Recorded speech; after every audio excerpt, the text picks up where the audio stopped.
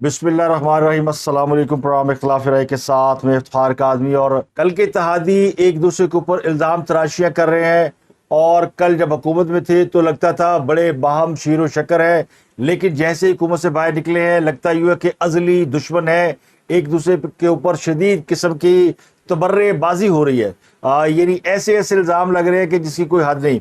इस पर करेंगे बात कि क्यों मुस्लिम लीग नून और पीपल्स पार्टी एक दूसरे के इस कदर खिलाफ है। और एक अहम आपको खबर दूंगा कि नवाज शरीफ ने किसकी गेम उल्टा दी। चीफ जस्टिस उमर ता बंदयाल साहब जो है वो आज उनका आखिरी रोज है और चंद घंटे के बाद वो उनके नाम के साथ साबिक चीफ जस्टिस लग जाएगा। वो आज ज़ारो कतार रोए, आबदीदा हो गए, रो पड़े एक जगह पर खिताब करते हुए। तो क्यों रोए? क्या उनके ये आंसू असली थे, नकली थे, या मगरमच्छ के आंसू थे? इस पर करेंगे बात कि ऐसा क्या हुआ, कौन सी अंदरूनी एक कैफियत है जिसकी वजह से उनकी आंखों में आंसू नजर आए। इसके अलावा कहने वाले कहते हैं कि ये मुल्क अब रहने के काबिल नहीं रहा, क्योंकि महंगाई इस कदर ज्यादा है कि लोगों के होश उड़ गए हैं। आज तो पेट्रोल की कीमत डॉलर को पीछे छोड़ गई है और पेट्रोल डॉलर से कहीं आगे निकल गया है। तो हुकूमत जो है अवाम को डॉलर की कीमत कम करने की तरफ मुतवज्जो करके पेट्रोल की कीमत से अपना खजाना भर रही है। और बिजली के बाद पेट्रोल की कीमत में इस कदर इजाफा और गैस की कीमत में इजाफे की तैयारी, ये बताता है कि हुणो गला नहीं रही हैं, हालात बड़े मुश्किल हो गए हैं। तो आम आदमी ये सोच रहा है कि क्या वो इस मुल्क में सरवाइव कर सकता है। ये बड़ी ख़तरनाक बात है जब कोई शहरी ये सोचने लगे कि उसके सर्वाइवल के रास्ते बंद हो रहे हैं तो उसे कहीं और चले जाना चाहिए। इस पर करेंगे बात। जबकि सार है 9 मई में 10 मुकदमात में चेयरमैन पीटीआई को नामजद किया गया था, गुनाहगार करार दिया गया था, तो जेआईटी ने चलान मुकम्मल कर लिए। जेआईटी हुकाम का कहना है कि इमरान खान और उनके जो करीबी साथी हैं उन सब के खिलाफ चलान मुकम्मल कर लिए गए हैं और इन तमाम चलानों की स्क्रूटनी प्रोसिक्यूशन के साथ मिलकर की गई है। मुकदमात के चलानों में जो नकाइस थे वो दूर कर दिए गए। अब ये चलान अदालतों में पेश किए जाएंगे तो इमरान खान साहब की 9 मई के 10 मुकदमात में बाकायदा गिरफ्तारी डाली जाएगी। दूसरी तरफ इमरान खान की साइफर केस में जमानत के लिए दरख्वास्त इस्लामाबाद हाई कोर्ट ने एक्सेप्ट कर ली है। डायरी नंबर लगा दिया गया है और उम्मीद ये की जा रही है कि इमरान खान की जमानत का केस पीर के रोज इस्लामाबाद हाई कोर्ट में समाअत के लिए मुकर्रर कर दिया जाएगा। तो सबसे पहले बात करते हैं चीफ जस्टिस उमर ता बंदयाल के हवाले से, जो आज रुखसत हो रहे हैं, अलविदा हो रहे हैं, अलविदाई तकरीबात से खिताब कर रहे हैं और उन खिताबात में 8 आंसू रो रहे हैं, उनकी आंखें भर आती हैं। आज भी उन्होंने एक तकरीब से खिताब करते हुए ये कहा कि वो डूबता हुआ सूरज है, साथ ही उनकी जो आंखें हैं उनमें पानी भरा है। तो चीफ जस्टिस उमर ता बंदयाल साहब की आंखों में आंसू क्या इसलिए आए कि वो बतौर चीफ जस्टिस रिटायर हो रहे हैं या इसकी वजह कोई और है? तो जो सियाने कहते हैं वो ये कहते हैं कि अगर आपने कोई अच्छे काम किए हो तो आप जब भी रिटायर होते हैं तो बड़े खुश जाते हैं, हैप्पी मूड में जाते हैं, अच्छी बातें करते हैं। लेकिन जब आप कोई ओहदा छोड़ते हुए रिटायर होते हुए आबदीदा हो रहे हो और आप 8 आंसू रो रहे हो तो उसका मतलब ये है कि आपको इस बात का एहसास है कि आपने अपने ओहदे से इंसाफ नहीं किया और आपको ये भी पता है कि इस ओहदे से जाने के बाद आपके साथ कोई अच्छी नहीं होनी।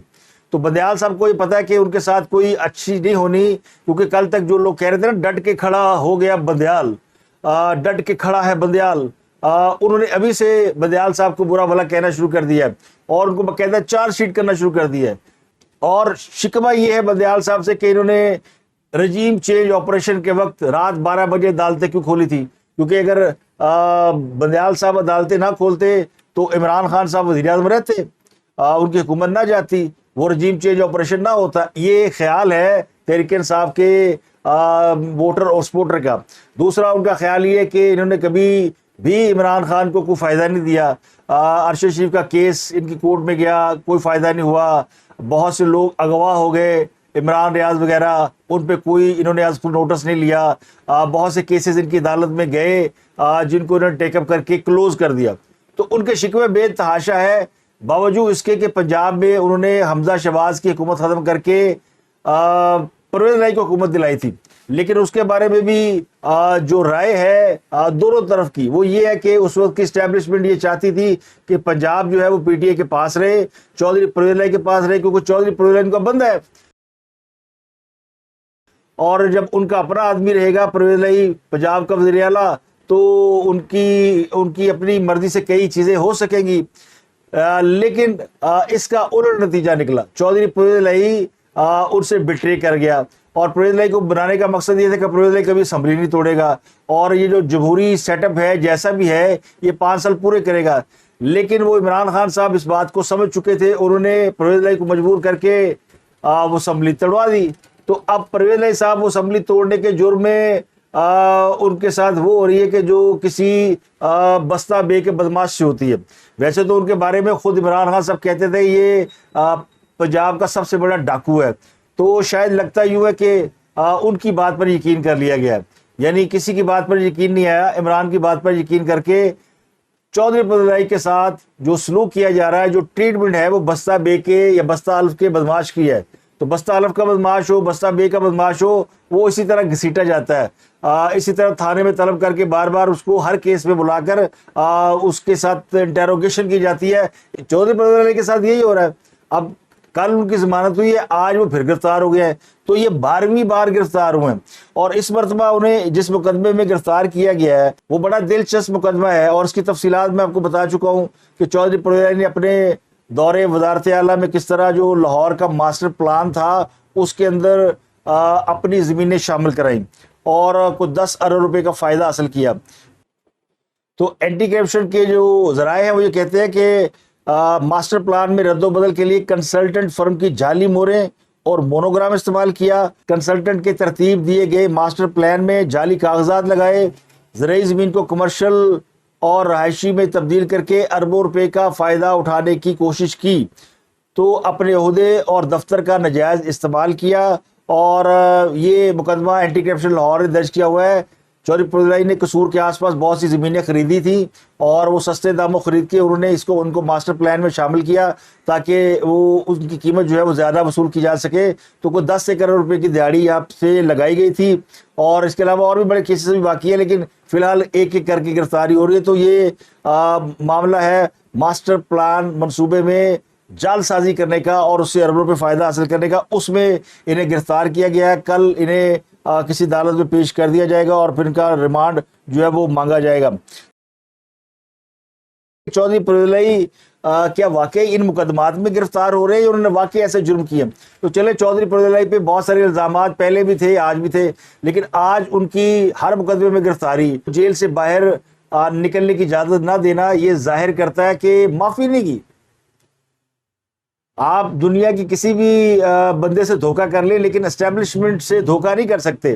دنیا کی ہر اسٹیبلشمنٹ، دنیا کا ہر طاقتور ادارہ خود سے بٹرے کرنے والے کو معاف نہیں کیا کرتا، وہ چاہے پاکستان کی اسٹیبلشمنٹ ہو، چاہے وہ امریکہ کی ہو، چاہے وہ روس کی اسٹیبلشمنٹ ہو۔ تو سب کا طریقہ کار ایک ہے کہ جو ان کے ساتھ ہاتھ ملاتا ہے تو یا تو وہ ان کا ہو جائے، اور اگر ہاتھ ملانے کے بعد وہ ان سے ہاتھ چھڑانے کی کوشش کرے تو پھر ہاتھ نہیں رہتا۔ تو یہ ایک ریئلٹی ہے جو ہے۔ اور جہاں تک کرپشن اور اس طرح کی ہیرا پھیری کی بات ہے، تو 1999 کی دہائی سے پاکستان کے اندر احتساب کا شور مچا ہے، احتساب ہوگا، کرپشن کرنے والوں کو پکڑا جائے گا۔ تو 1990 سے لے کے آج 2023 میں تقریباً 33 سال ہو چکے ہیں۔ ان 33 سالوں میں احتساب کا بھی بڑا شور مچا ہے، لوگ پکڑے بھی بہت گئے ہیں، لیکن کرپشن اس سے کہیں زیادہ بڑی ہے۔ تو لگتا ہی ہو کہ جیسے جیسے احتساب کے اوپر لوگوں کا زور آیا، ویسے ویسے کرپشن پہ لوگوں کا زور بڑھ گیا، کیونکہ لوگوں کو سمجھ آ گئی کہ اینڈ آف دی ڈے کیا ہونا ہے، کہ ہم کوئی گڑبڑ کریں گے، مال کمائیں گے، اور ہماری کوئی پولیٹیکل سیٹلمنٹ ہو جائے گی تو سارے خون معاف۔ تو یہ جو نیب کے کیسز کھولے گئے ہیں، یہ اسی تناظر میں کھولے گئے ہیں نا کہ آپ کے سارے خون معاف نہیں ہوئے۔ اگر آپ نے سارے خون معاف کرانے ہیں تو پھر دوبارہ سے ان کیسوں کا ٹرائل ہوگا اور دوبارہ سے آپ اس پروسیس سے گزریں گے۔ ویسے ہونا کچھ نہیں، بندیال صاحب جاتے جاتے اپنی طرف سے بڑا چکا مار کے گئے ہیں، تو ابھی پھر سے نیب کی ترمیم کالعدم قرار دے کر ایک بار پھر احتساب کا جو ڈھنڈورا پیٹنے کی کوشش کی گئی ہے یا کی جا رہی ہے، اس کا مقصد بھی پولیٹیکل انجینئرنگ کے سوا کچھ نہیں ہے۔ تو پاکستان میں آپ پولیٹیکل انجینئرنگ کے لیے تیار رہیں، باقی مال جنا مرضی کھاؤ۔ اب میں آپ کو ایک اور چیز بتاتا ہوں، ابھی پیپلز پارٹی اور مسلم لیگ نون ایک دوسرے کے سامنے ہے، ادھر سے پریس کانفرنس ہوتی ہے، ادھر جواب آتا ہے، ادھر سے پریس کانفرنس ہوتی ہے، ادھر جواب آتا ہے، ادھر سے ٹویٹ ہوتا ہے، ادھر سے جواب آتا ہے۔ بلاول بھٹو صاحب الزام لگا رہے ہیں، ان کی پارٹی کے لوگ شروع ہو گئے ہیں اب تو، یعنی وہ کہتے ہیں نا ایک لمٹ بھی ہوتی ہے اور ایک لمٹ کراس کرنا بھی ہوتا ہے۔ لمٹ تو یہ کہ آپ اپنے سیاسی مخالفین پہ ان کے کاموں کے حوالے سے، کارکردگی کے حوالے سے بات کریں، لیکن جو لمٹ کراس کرنا ہوتا ہے جب آپ پرسنل اٹیک کرتے ہیں، مثلا اگر یہ کہنا کہ ووٹ کو عزتوں کا بیانیہ ترک کر کے آپ فوج کے پیچھے چھپ گئے تو یہ الزام ہے، یہ پولیٹیکل الزام ہے، یہ بیئر کیا جا سکتا ہے۔ لیکن اگر آپ یہ کہیں گے جی کہ میاں صاحب تھوڑے پلیٹلیٹ پورے ہو گئے، تو یہ ایک ذاتی قسم کا اٹیک ہے، تو یہ بھی شروع ہو گیا ہے۔ تو جس سے لگتا ہے کہ پیپلز پارٹی کو مسلم لیگ نون کے ساتھ وہ کہتے ہیں نا ٹوٹ گئی تڑک والا بڑا گہرا صدمہ پہنچا ہے۔ اب میں آپ کو اس کا بیک گراؤنڈ بتاتا ہوں، تھوڑا میں پیچھے جانا پڑے گا۔ زرداری صاحب کی گیم بڑی سٹرونگ تھی، اور وہ گیم یہ تھی کہ عمران خان صاحب کو ہٹایا جائے اور ان کی جگہ پر مسلم لیگ نون کو حکومت دے دی جائے، چونکہ حالات بڑے خراب ہے، مہنگائی بہت زیادہ ہے، دیوالیہ ہونے کا خدشہ ہے، تو جو بھی حکومت میں آئے گا وہ سارا ملبہ اس پہ گرے گا۔ تو عمران خان کی حکومت جانے کے بعد جس کو بھی حکومت ملتی، چاہے وہ الیکشن کے نتیجے میں ملتی، چاہے وہ تحریک عدم اعتماد کے نتیجے میں ملتی، اس کو گالیاں ہی پڑنی تھی، کیونکہ بڑا مشکل کام تھا، اور فوج بھی ناراض تھی، فوج عمران خان سے خوش نہیں تھی، اس کی کارکردگی کی وجہ سے خوش نہیں تھی، اور میاں صاحب نے ڈنڈا اٹھایا ہوا تھا، میاں صاحب نے نام لینے شروع کر دیے، جنرل فیاض حمید کا، جنرل باجوہ کا، تو فوج انڈر پریشر تھی دونوں طرف سے، یعنی ایک تو کارکردگی اچھی نہیں تھی اور ایک اپوزیشن ان کے اوپر چڑھی ہوئی تھی۔ اس کا فائدہ اٹھایا زرداری صاحب نے اور تیار کیا میاں شہباز شریف کو کہ وہ وزیر اعظم بن جائیں۔ شہباز شریف کو وزیر اعظم کیوں بنایا انہوں نے؟ کیونکہ اسٹیبلشمنٹ کے اس وقت کے جو لوگ تھے وہ یہ سمجھتے تھے کہ شہباز شریف ایک اچھی چوائس ہے، اسے عمران خان سے ریپلیس کیا جا سکتا ہے، تو یہ ڈلیور کر سکتے ہیں۔ تو زرداری صاحب نے بڑی مہارت سے سب کو اکٹھا کیا، تحریک عدم اعتماد لے کر آئے، شہباز شریف کے گلے میں ڈھول ڈالا اور پھر کہا کہ آپ ڈھول بجائیں، اور خود پیپل پارٹی بیک سیٹ لے کے آرام سے دیکھتی رہی۔ تو جو پچھلے 1.5-2 سال حکومت کر کے گئی ہے پی ڈی ایم، اس میں لوگ کسی جماعت کو یاد نہیں کرتے، سب یہ سمجھتے ہیں کہ یہ مسلم لیگ نون کی حکومت تھی اور ان کی ذمہ داری تھی۔ آج جو پیپل پارٹی الزام لگا رہی ہے وہ اسی حوالے سے لگا رہی ہے کہ یہ سب کیا جا رہا تو نون لیگ والوں کا ہے، اور لوگ بھی یہ کہتے ہیں یار میاں صاحب نے یہ کیا مسلم لیگ نون نے چول ماری کہ عمران کی جو حکومت ان پاپولر تھی اس کو گرایا اور وہ سارا مربع اپنے اوپر ڈالا، اور آج سب لوگ جو ہے وہ انہیں برا بھلا کہہ رہے ہیں۔ جیسے آج پیٹرول بڑھ رہا ہے یا کوئی اور چیز بڑھتی ہے تو لوگ یہ کہتے ہیں پچھلی حکومت کا قصور ہے، لوگ یہ نہیں کہتے اس سے پچھلی حکومت کا قصور ہے۔ ہاں، جو ووٹرز ووٹر ہیں وہ تو یہی کہیں گے کہ میری جماعت کا نہیں ہے، کسی اور جماعت کا قصور ہے، تو یہ اس طرح کی لڑائی چل رہی ہے۔ تو یہ سارا ملبہ اب بھی پڑ رہا ہے مسلم لیگ نون کے اوپر، لیکن اس دوران میاں نواز شریف نے جو ان کی گیم پلٹی، وہ کیسے پلٹی؟ اب مسلم لیگ نون مصیبت میں تھی، ملک کو دیوالیہ پن سے نکال رہی تھی، اسحاق ڈار صاحب کو بھی لایا گیا اور بھی بہت کچھ کیا گیا، اور باقی کے لوگ وزارتیں جو ہے کر رہے تھے۔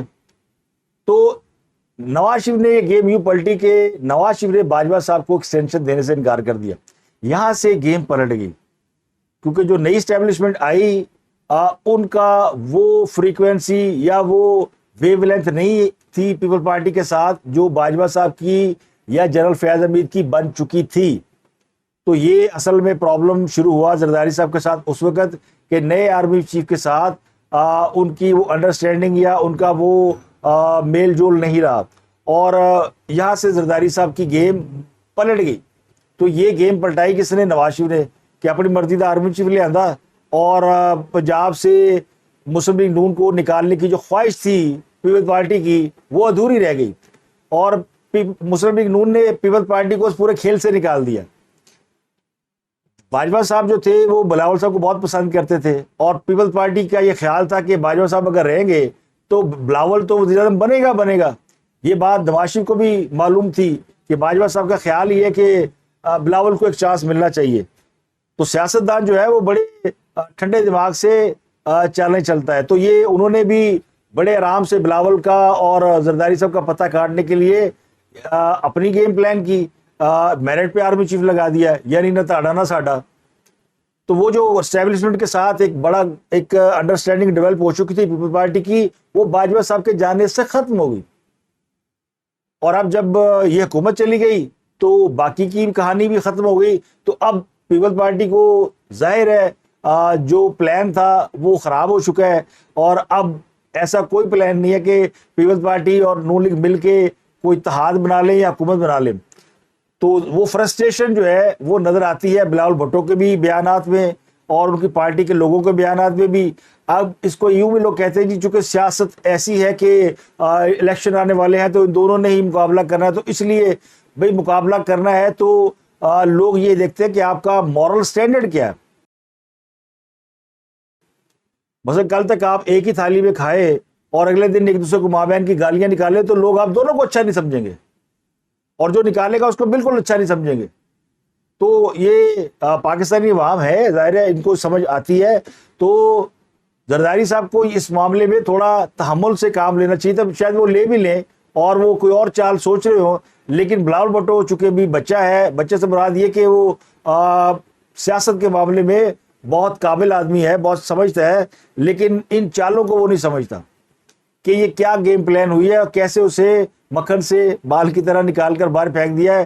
اور اب ابھی پنجاب کے اندر پیپل پارٹی فارغ ہے, تو اسی لیے پیپل پارٹی یہ الزام لگا رہی ہے کہ 2013 میں بھی ہمیں سازش کر کے پنجاب سے نکالا گیا تھا. تو مان لیتے ہیں ان کی بات. ویسے تو جو کارکردگی تھی 2008 سے 2013 تک پیپل پارٹی کی وہ سب کے سامنے ہے. اس کارکردگی کی بنیاد پر ان کو اگلی حکومت نہیں ملنی تھی, اور کارکردگی کی بنیاد پر الیکشن ہوتا تو عمران خان کو بھی اگلی حکومت نہیں ملنی تھی. اب جو الیکشن ہو رہا ہے اس کو بھی اگر آپ دیکھیں تو اس میں بھی کارکردگی کو اگر دیکھیں گے تو تینوں سیاسی جماعتیں آؤٹ ہو جائیں گی. لیکن چونکہ یہ الیکشن شاید کارکردگی کی سے زیادہ اس بنیاد پر ہوگا کہ تجربہ کس کا زیادہ ہے. اس میں آپ کو ایک خبر اور دیتا ہوں کہ مختلف حلقوں میں جو سوچ پائی جاتی ہے وہ یہ ہے کہ آئندہ جو بھی حکومت آئے وہ سنگل لارجسٹ پارٹی ہو, اس کو اتحادیوں کا سہارا نہ دیا جائے تاکہ وہ کھل کر کام کر سکے, اسے 2/3 اکثریت دی جائے تاکہ وہ اچھے سیاسی فیصلے کر سکے, ملک میں استحکام آ سکے. تو اب ایک اور نیا تجربہ کیا جائے گا کیونکہ ملک کو معاشی بحران سے نکالنا ہے اور کوئی ایک ایسا شخص چاہیے جو نکال سکے. تو ہائی ہوپس جو ہے وہ نواز شریف کے حوالے سے پیدا ہو چکی ہے یا کی جا رہی ہے. یہ ویسی ہائی ہوپس ہے جو عمران خان کو لاتے وقت پیدا کی جا رہی تھی, تبدیلی آئے گی اور پاکستان جو ہے وہ پتہ نہیں دنیا میں کیا کر دے گا. تو اب نواز شریف کا تو ایک ٹریک ریکارڈ ہے, تو ان کے حوالے سے ہائی ہوپس پیدا کی جا سکتی ہے. مثلا انہوں نے اپنے دور حکومت میں جو ان کا آخری تھا 2013 کے بعد, اس میں انہوں نے 3 سال کے بعد IMF سے جان چھڑا لی تھی.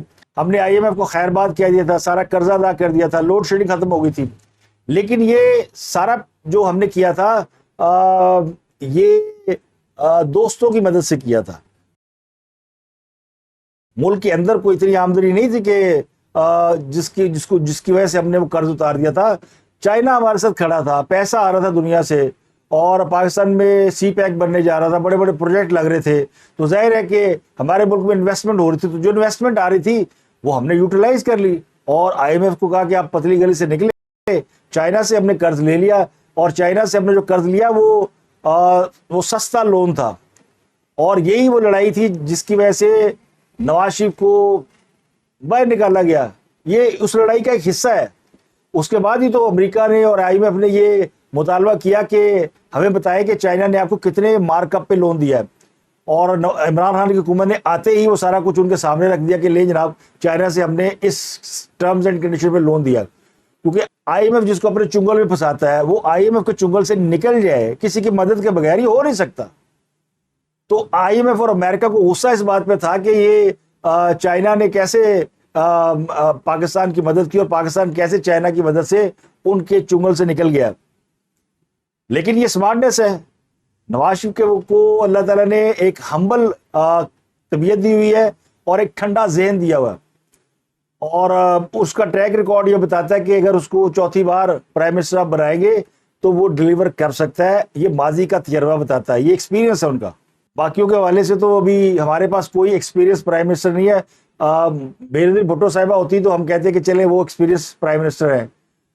حکومت کرنے کا تجربہ نہ بلاول بھٹو کو ہے, عمران خان صاحب کا تجربہ بھی ہم نے دیکھ لیا کہ کیا ہے. تو آ جا کے ہمارے پاس نواز شریف صاحب رہ جاتے ہیں جو کہ اس وقت بیسٹ چوائس ہے. تو میرا خیال ہے ان کے حوالے سے فیصلہ کیا جا چکا ہے کہ وہ پرائم منسٹر بنیں گے اور وہ ملک کو کسی درست سمت میں لگائیں گے. اب پلان بدلتے رہتے ہیں, تجربے بدلتے رہتے ہیں, اب اللہ ہی جانے. لیکن میں نے آپ کو ایک بیک گراؤنڈ بتا دیا کہ پیپلز پارٹی اور نون لیگ کی جو فرسٹریشن ہے, جو گتھم گتھا آپس میں ہوئے ہیں, اس کے پیچھے وہ پلان کی ناکامی ہے جس پلان کے تحت مسلم لیگ نون کو عوام کی نظروں میں رسوا کرنا تھا اور بلاول صاحب کو پرائم منسٹر بنانا تھا. ویسے بلاول اس قابل ہے کہ وہ پرائم منسٹر بنے, اس میں کوئی شک نہیں ہے. لیکن چونکہ پاکستان کے اندر ساری گیم جوڑ توڑ کی اور چوائسیز کی ہوتی ہے, تو بلاول کو ابھی کچھ دیر اور انتظار کرنا پڑے گا.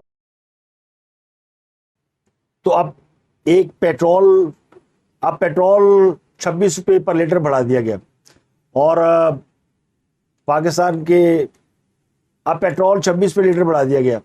پاکستانی عوام کی چیخیں نکل گئی. 331 روپے کا پیٹرول, 331 روپے لیٹر کا پیٹرول. ڈالر جو ہے وہ 297-98 روپے کا ہو گیا انٹر بینک میں, اور اوپر مارکیٹ میں بھی وہ اتنے کا مل رہا ہے کہ 297-98 کا. لیکن پیٹرول 331 روپے. تو لوگ جائے تو جائے کہاں, کیونکہ پیٹرول وہ اینٹی ہے جیسے اس نے بڑھنا ہے. پاکستان میں ہر چیز نے بڑھ جانا, چاہے اس کا تعلق پیٹرول سے ہے یا نہیں ہے. ایک گدھا گاڑی والا بھی جو سامان کی کیریج کے لیے 500 روپے لیتا ہے, وہ بھی 100 روپے بڑھا کے کہتا ہے جی وہ پیٹرول مہنگا ہو گیا.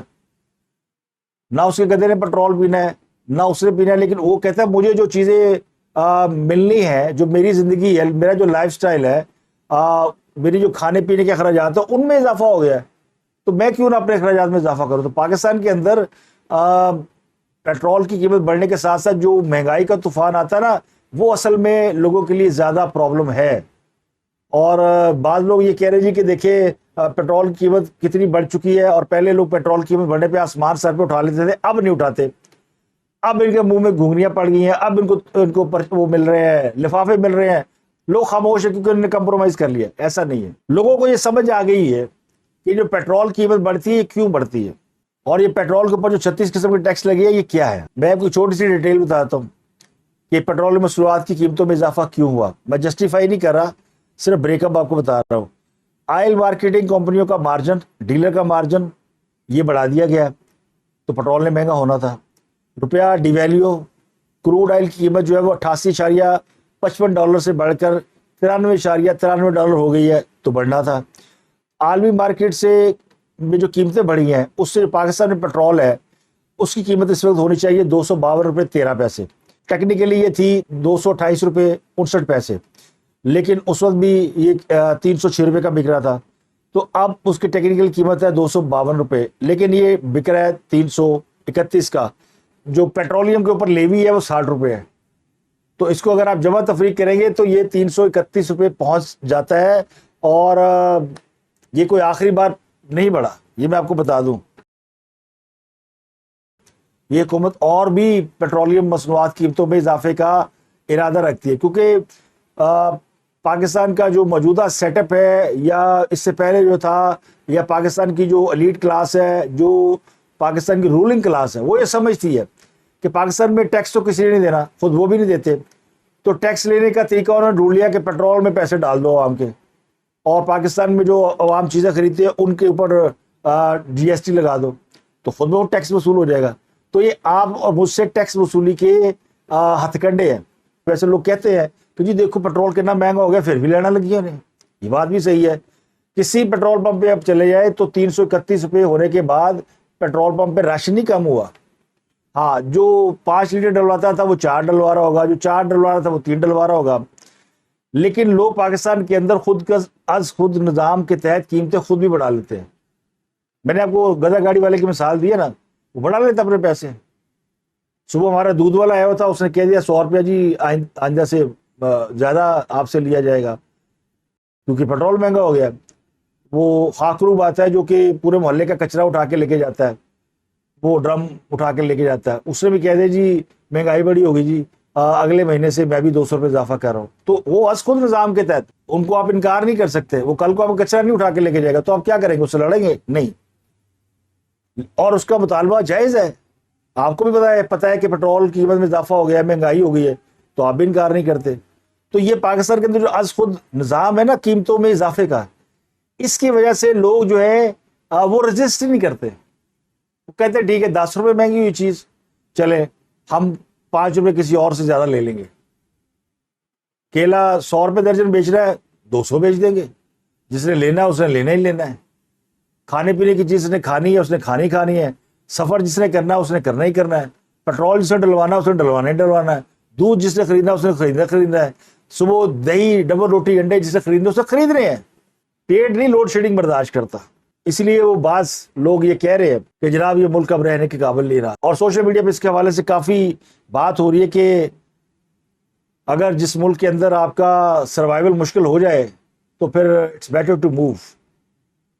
اور یہ بڑی خطرناک بات ہے. اب تک کے لیے اتنا ہی. آپ سے ملاقات ہوتے اگلے ولاگ میں. اپنے گردوں کے لوگ بہت خیال.